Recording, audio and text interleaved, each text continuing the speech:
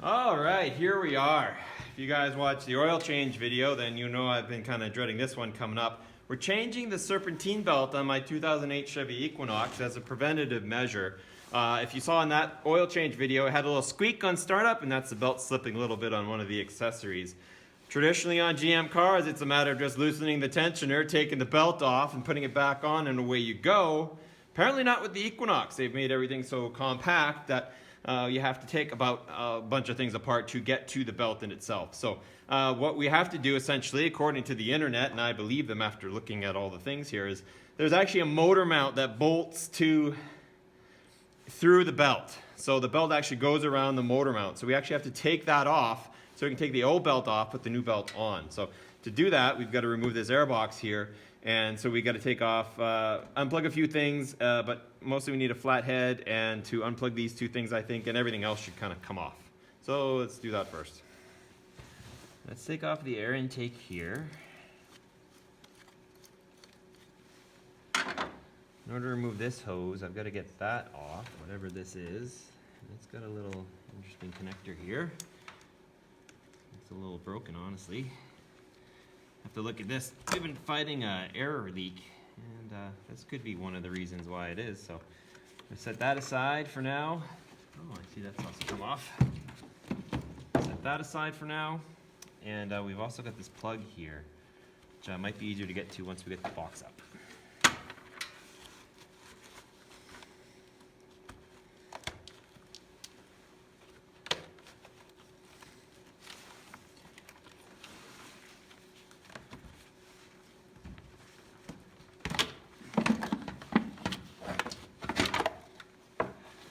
That there's this, my guess is a air temperature control.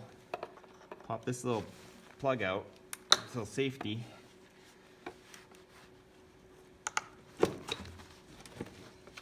That's out. Air filter box, which is a little dirty but not crazy. All right, let's set this box with a little bit of tin here. Let's have it take off though, please, not put on.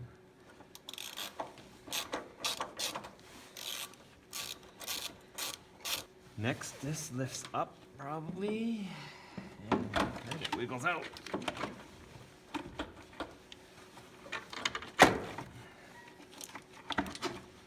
You have to think this thing's been put together for ease of manufacture, which doesn't always mean ease of taking apart, but it never hurts. Let's go into that. Hey, the air box is out. Found a leaf, yay. I've been warming my can of Deep Creep Up with purpose. It sprays because this thing's a dink. I got a new one, I should just use it. Let's get these lubricated. Here are our boys. Just to give us a little helper. We'll put some anti-seize on these when we put them back together, just because I want to be able to get them off at some point in the future. Now, the other step for this is we have to get our jack and we have to put it under the motor where the oil pan is, and we have to provide a little bit of support to the motor while we take this whole side off. But we can undo these bolts for sure, and then we can jack it up a little bit to lift them up, and then that unloads these three and we should be able to remove them. First one on our hit parade is an 18. And I guess all the others are 15s, I'm told, so be all right for that. That's the wrong way. There we go.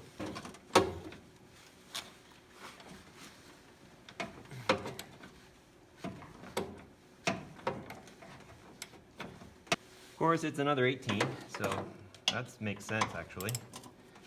Now let's get that one out.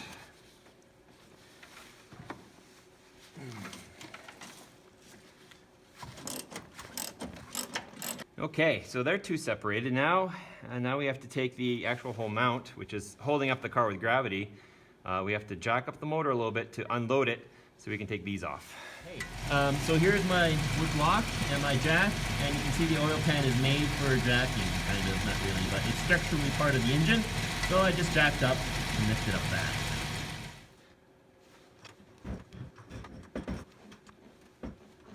All right, so the motor moved a little bit. And this is actually now loose, so we're good to go. Next we need to get these 315s out. Hopefully they don't come out too hard either.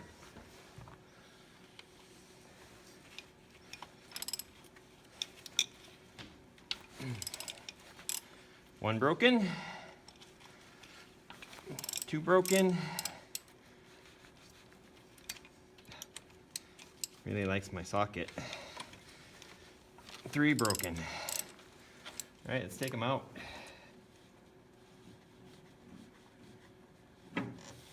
There's bolt 3. With that, this should come out. So there's our motor mount, which is pretty cool. It's just a big rubber ball, steel plate attached to it, and then a covering plate. Make sure it doesn't go anywhere. Neat, there's no bolts through the top. It's just here and then here. So that's cool. Let's set it aside though.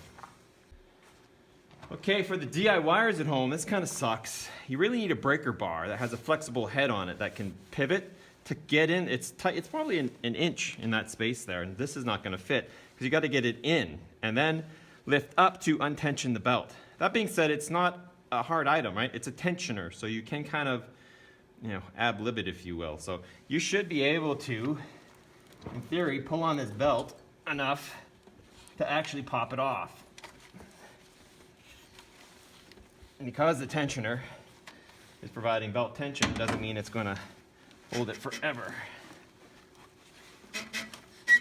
So boom, now the tensioner is fully released, but so is our belt. So I'm going to go and take my new one. Once we the video has probably recorded it mostly, but we'll take a look and make sure we know where the belt goes before we completely undo it. And then we're probably going to have to pinch this puppy back up on here to... I just watched a cool video by another channel I follow is Watch Wes Work. He does some pretty cool stuff. And he just did his wife's RAV4, I think it was. So he did this shot of showing you the comparisons. This is the new belt. No, it's not. This is the old belt, but it's cracking, and that's my concern. This one, the grooves aren't as sharp, but it's not cracked and a little thicker, so I got that winning for us. But it's one of those cars where you can't carry a spare belt with you because you'd never be able to change it out in the field. I guess you could with a car jack and if you had a ratchet kit with you, but really, who does that? It's not a beside the road change. So our belts are close to the same length, so let's get the new one on. It's one of those stupid, oh, I did it. So this is the pull-ups. This is the pulley to use. Make sure it's even on frame. This is the pulley to use, and between it, pulling on it, and pulling on the belt like a ratchet. So every time you pull it forward, you can ratchet it a little bit more. You'll eventually get enough so you can slip it right on that pulley, and that's that. So we didn't actually need a tool for tensioning it. Be great if I had one, but I didn't, so we'll ad lib. So the belt is where the grooves are groovy and the smooths are smoothie. Looks like we're good to put this back together again. Installation is reverse of removal in theory. So we'll drop this guy down like so. And we move the motor around a little bit? We may have. But that's the way it goes. So let's drop our bolts in. I took them out in order. I'm putting anti-seize because I'm a pessimist. By meaning that these things are never going to come out again. I'm happy they came out this time. This car only has about 90,000 miles on it, but I'm scared of that. My fear is to break stuff, right? So if I can put a little anti-seize on that, and with proper torque, it should be okay. These didn't have any Loctite on them. I don't think so. There's a little gray there. But we're in aluminum land too, right? So we don't want to mess anything up. So lubricant / anti-seize never hurt my feelings. Especially here when there's no rotational torque on it, it's just wiggly. All right, let's get those going. Okay. So they're about where they need to be, so we'll tighten them down a little bit. Right. Oh, that's good. Next are the 18s.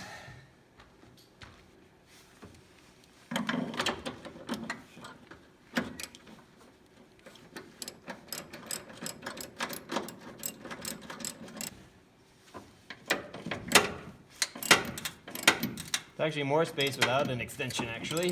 Should have thought of that. These are be a farm-friendly 85 pounds. So fairly tight. Do a courtesy shake, and you've got these two rubber joiners here that plug into two holes. So We'll get it in under our wiring again.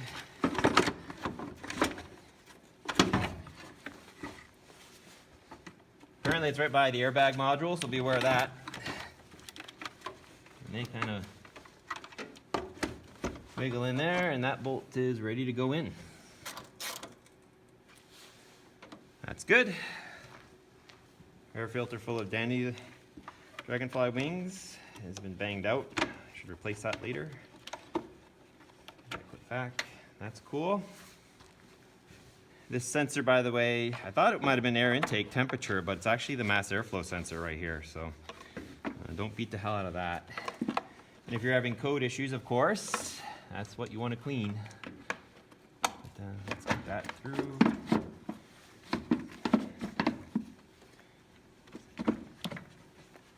So we have our vacuum there, our plug there, all the wires are free. You gotta lock the air box down if it's ready. So, this sensor goes in, obviously that way, I hope. And the safety retainer, I thought we could see that from the top though. But it wouldn't have gone in any other way. Oh, we took it off when it was off, that's right. Probably should have done the same. Oops. Oops, again.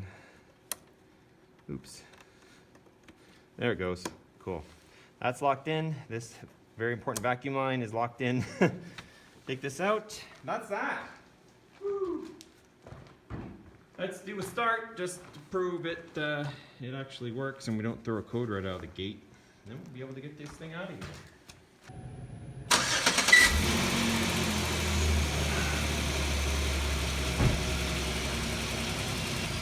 Everything's spinning the way it should. So that's how you change the serpentine belt on a 2008 Chevy Equinox. 3.4 liter SF5 V6 horsepower machine. Guys, thanks for watching. Leave any questions or comments down below. And be sure to subscribe to my channel for awesome updates on what I'm doing.